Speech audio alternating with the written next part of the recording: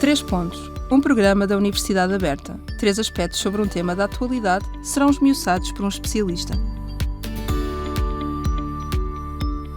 Hoje, para nos falar sobre o impacto das catástrofes ambientais na saúde mental, temos como convidado Tiago Pereira, psicólogo e CEO da Fundação Mendes Gonçalves.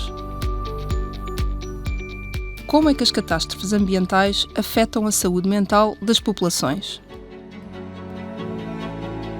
Desde logo afetam porque, neste momento, e se nós virmos os dados, e há um estudo da Comissão Europeia feito recentemente que diz que 9 em cada 10 portugueses entendem que as alterações climáticas e a crise climática é um dos principais desafios societais, e 1 em cada 5 acha mesmo que é o principal desafio societal. Isso desde logo coloca, de certa forma, uma pressão e uma dimensão de alguma imprevisibilidade e de insegurança associada a estas alterações que pressionam aquilo que são a dimensão da saúde mental com uma forma bastante significativa. Mas depois, se nós olharmos especificamente para os fenómenos das catástrofes sociais, elas estão muito associadas particularmente a, 4, 5 aspectos relacionados com a saúde mental, desde logo a ansiedade e a depressão, que são aqueles que são provavelmente mais tradicionais, mas também as questões do stress e, quando associados ao trauma, do stress pós-traumático, e há ainda muita investigação que tem associado também os eventos climáticos mais significativos a comportamentos mais aditivos e até, em algumas situações, às dimensões do suicídio. E, portanto,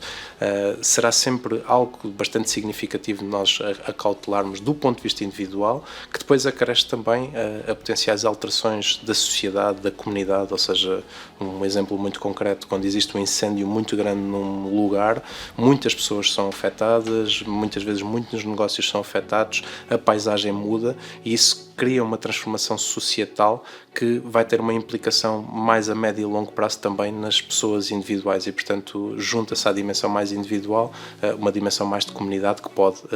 impactar naquilo que são as dimensões de saúde mental e bem-estar das populações. E quando nós olhamos depois para estes impactos que são significativos, também podemos olhar para aquilo que são pessoas que têm situações de especial vulnerabilidade, ou seja, em que, estamos sempre a falar em médias, não é? Mas que podem ser potencialmente mais impactadas. E aqui falamos de situações ou de pessoas que vivenciam perdas, profundamente significativas. Imaginem a perda de uma vida humana, de um familiar, ou muitas vezes mesmo de um negócio, da vida toda, e portanto que há uma alteração muito significativa, mas por vezes também estamos a falar de idades ou condições que tornam a pessoa mais especialmente vulnerável. Por exemplo, temos de ter muita atenção à forma como se comunicam estas situações com a população mais jovem, em particular com as crianças, que têm ainda um entendimento e uma compreensão destes fenómenos que é um pouco com menor agência face à população adulta, que tem, apesar de tudo, sente algum maior controle, e, por exemplo, a população mais idosa, a população mais velha, muitas vezes nestas situações em que há um corte com aquilo que é uma pertença comunitária e com aquilo que é até uma memória daquilo que é o seu espaço ou outros elementos, que pode ter de facto um impacto ainda mais significativo. E, portanto, além destas alterações que se esperam em toda a população, há grupos populacionais que são especialmente vulneráveis e que não são só, lá está, aqueles mais óbvios de pessoas que já tinham um problema de saúde mental e que pode ser agravado, mas que podem ter estas condições ou por uma perda significativa ou por uma outra condição de vulnerabilidade que exponham ainda mais a estas situações. Que estratégias comunitárias podem ser implementadas? Há uma dimensão que é sempre importante. Quando nós estamos a falar de fenómenos que têm uma dimensão de imprevisibilidade, ou seja, de serem, no fundo, nós podemos esperar que aconteçam mais vezes, mas apesar de tudo são imprevisíveis no momento em que acontecem, há uma questão que é essencial do ponto de vista de nós estarmos bem. É nós sentirmos que podemos ter alguma agência e algum controle sobre a situação. Ora, se nós não temos controle, o que sobra disso é a agência, é a nossa capacidade de, no fundo, sabermos ou estarmos o mais preparados possível para lidar com uma situação em que isto aconteça. E, portanto, uma grande parte do trabalho que pode ser feito a montante numa situação desta natureza tem que ver com a preparação das pessoas a título individual e das comunidades a título comunitário para lidarem com um fenómeno desta intensidade. Saberem, se estivermos a falar de um tremor de terra, como é que eu me devo comportar, se estivermos a falar de um incêndio, como é que eu me devo comportar, onde é que eu me devo dirigir,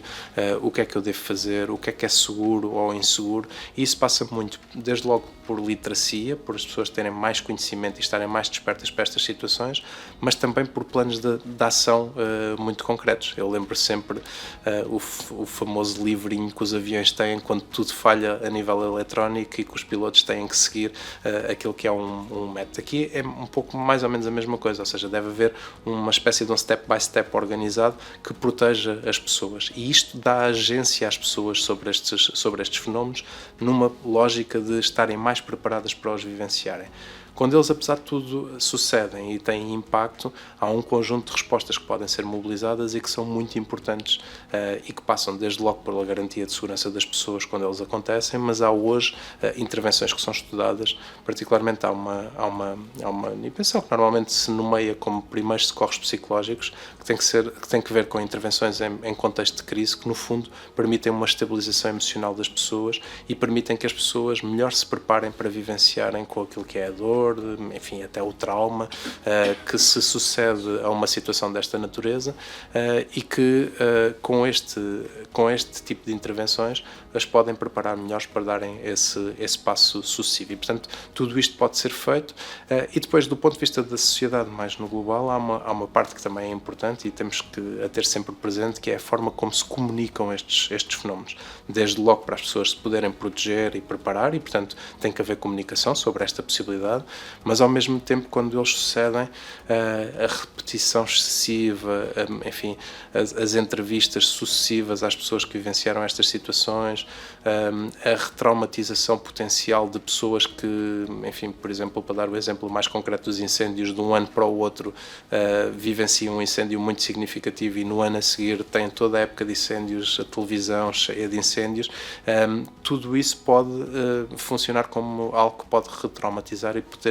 ter alguma dificuldade. E, portanto, há também aqui sempre um apelo que deve ser feito de um ponto de vista até de saúde pública ou de uma dimensão mais pública, de algum cuidado na forma como as pessoas se expõem à informação e de algum cuidado também que os próprios órgãos de comunicação social devem ter na forma como transmitem esta informação, que é muito relevante e, portanto, deve ser transmitida, mas pode ser transmitida com alguns cuidados para que as pessoas estejam mais preparadas para enfrentar estas situações. E esse é ainda outro ponto, ou seja, não é só a exposição à comunicação social, mas também às redes sociais, que têm uma dimensão. Para as redes sociais é sempre presente, ou seja, se nós virmos uma imagem que até pode ter acontecido há 10 anos, estamos a vê-la naquele momento e, portanto, traz sempre para o presente e liga muito com uma questão que é muito humana, ou seja, nós estamos preparados para dar mais atenção e mais rapidamente nos focarmos naquilo que é negativo face àquilo que é positivo. É por isso que as notícias com ódio e com raiva se propagam muito mais rapidamente no início, até 7 vezes mais rápido do que notícias positivas, e portanto o nosso foco de atenção vai muito para questões negativas e isso faz com que nós estejamos sempre a ser expostos a uma situação de catástrofe, estamos sempre a ver, e na nossa cabeça isso funciona como um aumento de probabilidade de acontecer, ou seja, como nós estamos a ser mais expostos, nós pensamos que isto pode acontecer mais vezes e isto é gerador de stress e de ansiedade associado e pode ser ainda uma outra dificuldade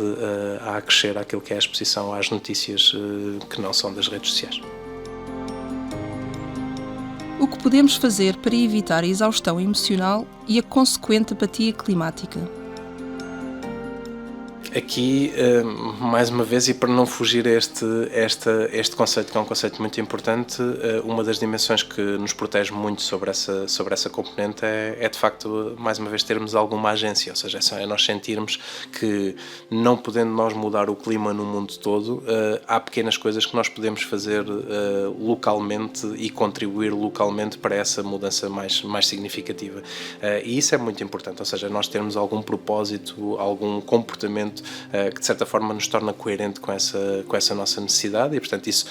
de certa forma funciona para alterar uma dimensão mais de apatia sobre esta situação. Depois há uma outra componente que é muito relevante, que é a forma como nós podemos estar ou não em grupos e em comunidades onde estes temas são abordados e são falados, e isto é uma dimensão muito positiva, por exemplo, na população mais jovem, de mobilização para estes temas, mas deve ser sempre contrabalançado com também outro tipo de exposição, outras atividades, até manutenções de rotinas e outras componentes, porque também o que a investigação tem demonstrado é que quem está muito por dentro destes temas e a vivê-los e a vivenciá-los de uma forma muito significativa, muitas vezes desenvolve questões, enfim, até muito de ansiedade. Há um conceito que está assim em formação, ainda não tem uma dimensão clínica, mas que é a eco-ansiedade, que é uma ansiedade relativa a uma potencial degradação do clima para o futuro e que tem toda essa dimensão de sintomatologia associada, e portanto essa exposição também deve ser uma exposição moderada, mas sempre com uma dimensão de agência, de propósito, de significado, e trazendo para aquilo que é a nossa proximidade e para aquilo que é o nosso dia-a-dia o nosso potencial de colaboração para uma mudança mais ampla que tem que acontecer,